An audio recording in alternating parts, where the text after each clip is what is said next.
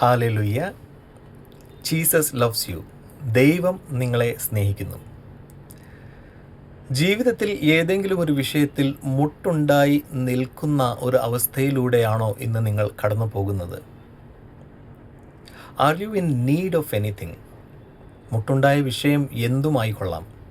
ഒരു പക്ഷേ പണമാവാം, സ്നേഹമാവാം, സമാധാനമാവാം, പരിചരണമാവാം. The need in your life could be anything. It could be money, it could be peace, it could be love, it could be care. മുട്ടുണ്ടായ വിഷയം എന്തായാലും ദൈവത്തിൻ്റെ പരിശുദ്ധാത്മാവ് അതിനുള്ള പരിഹാരം എന്ന് നമുക്ക് വെളിപ്പെടുത്തി തരുന്ന ഒരു സമയമാണ്.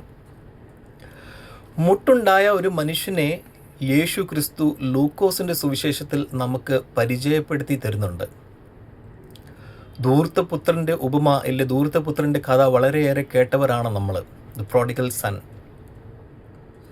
ലൂക്കോസിൻ്റെ സുവിശേഷം 15-ാം അധ്യായം വളരെയേറെ വായിക്കുകയും കേൾക്കുകയും ചെയ്തിട്ടുള്ളവരാണ് നമ്മൾ. എങ്കിൽ അതിൻ്റെ ഒരു വാക്ക് എന്നെ വളരെയേറെ ഇന്ന് ആകർഷിച്ചത് ലൂക്കോസിൻ്റെ സുവിശേഷം 15-ാം അധ്യായം അതിൻ്റെ 14-ാമത്തെ വാക്കാണ്. എല്ലാം ചെലവഴിച്ച ശേഷം ആ ദേശത്ത് കഠിന ക്ഷാമമുണ്ടായിട്ട് അവന് മുട്ടുണ്ടായി വന്നു തുടങ്ങി. ഇംഗ്ലീഷിൽ ഇങ്ങനെ പറയുന്നു, after he had spend everything there was a severe famine in that whole country and he began to be in need. അപ്പൻ ജീവനോടെ ഇരിക്കെ അപ്പൻ്റെ സ്വത്ത് വിഭാഗിപ്പിച്ച് അപ്പനോട് അവകാശം ചോദിച്ച് വാങ്ങി അപ്പനിൽ നിന്ന് അകന്നു പോയി, ദൂരദേശത്ത് പോയി ദൂർത്തടിച്ച് ഉള്ളതെല്ലാം നഷ്ടപ്പെടുത്തിയപ്പോൾ കഠിന ക്ഷാമമുണ്ടായി, കഷ്ടപ്പാടുണ്ടായി. നമ്മൾ ജീവിതത്തിലും ഒരു പക്ഷേ പലപ്പോഴും ഇങ്ങനെയൊക്കെയാണ് സംഭവിക്കുന്നതല്ലേ. വളരെയേറെ നഷ്ടത്തിൻ്റെ നടുവിൽ നിൽക്കുമ്പോഴാണ് പലതും കഷ്ടങ്ങളായി, പല കഷ്ടപ്പാടുകൾ നമ്മളുടെ ജീവിതത്തിൽ വലിഞ്ഞു കയറി വരുന്നത്. അങ്ങനെ ജീവിതത്തിൻ്റെ നഷ്ടപ്പാടിൻ്റെ അനുഭവത്തിൽ കഷ്ടം അനുഭവിക്കുന്നവരാണോ നിങ്ങളിൽ ആരെങ്കിലും എങ്കിൽ നിങ്ങൾ ഓർക്കണം, ധൂർത്തപുത്രൻ നമ്മളോട് ഇങ്ങനെ പറയുന്നു, ഞാൻ എൻ്റെ പിതാവിൽ നിന്ന് അകന്നു പോയി. അവന് സുബോധമുണ്ടായപ്പോൾ അവൻ ഓർത്തു, ഞാൻ മടങ്ങിപ്പോകാം. നഷ്ടങ്ങളും കഷ്ടപ്പാടിൻ്റെ അനുഭവം ഇന്ന് നിങ്ങളുടെ ജീവിതത്തിൽ ഉണ്ടെങ്കിൽ ഒരുപക്ഷെ അറിയാതാണെങ്കിലും അപ്പനിൽ നിന്ന് അകന്നു പോയവരാണോ നമ്മൾ എന്ന് ഓർക്കണം. യോഹന്നാൻ്റെ സുവിശേഷം 1-ാം അധ്യായത്തിൽ ഇങ്ങനെ പറയുന്നു, ക്രിസ്തുവിൽ വിശ്വസിച്ച മൂലം ദൈവത്തിൻ്റെ പുത്രത്വം അവകാശമാക്കിയവരാണ് നമ്മൾ.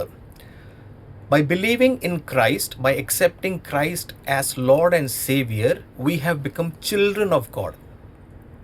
അങ്ങനെയെങ്കിൽ സ്വർഗത്തിലെ ദൈവം നമ്മളുടെ പിതാവാകുന്നു. പിതാവിൻ്റെ സന്നിധിയിൽ നിന്ന് അകന്നു പോയപ്പോഴാണ് കഷ്ടങ്ങളും നഷ്ടങ്ങളും എല്ലാം ഉണ്ടായത്. പിതാവിൻ്റെ സന്നിധിയിലായിരിക്കുന്നവർക്ക് യാതൊരു കാര്യത്തിലും മുട്ടുണ്ടാവില്ല. അത് ഞാനല്ല പറയുന്നത്, വചനമാണ് പറയുന്നത്.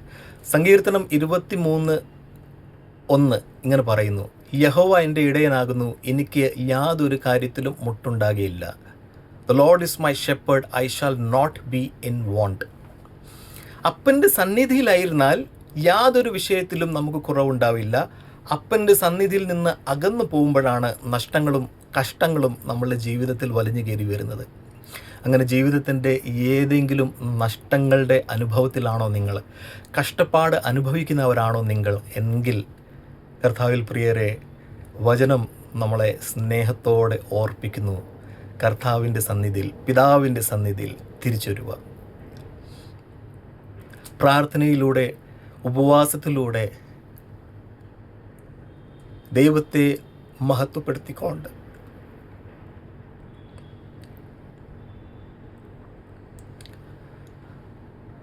പിതാവിൻ്റെ സന്നിധിയിൽ വന്നാൽ യാതൊരു കാര്യത്തിലും മുട്ടുണ്ടാവില്ല. കർത്താവിൽ പ്രിയരെ, നിങ്ങളുടെ ജീവിതത്തിലെ കഷ്ടം, നഷ്ടം എന്തായാലും ഇന്ന് ദൈവം നിങ്ങളെ വിളിക്കുന്നുണ്ട്. നിങ്ങളുടെ പിതാവിൻ്റെ സന്നിധിയിൽ നിങ്ങൾ തിരിച്ചു പോകുമ്പോൾ നിങ്ങളുടെ ജീവിതത്തിലെ എല്ലാ കഷ്ടനഷ്ടങ്ങളും മാറിപ്പോകും എന്ന് ഞാൻ പൂർണ്ണമായിട്ട് വിശ്വസിക്കുന്നു. ഞാൻ നിങ്ങൾക്ക് വേണ്ടി പ്രാർത്ഥിക്കും, നിങ്ങളും എനിക്ക് വേണ്ടി പ്രാർത്ഥിക്കണം. ദൈവത്തിൻ്റെ നാമം മഹത്വപ്പെടട്ടെ.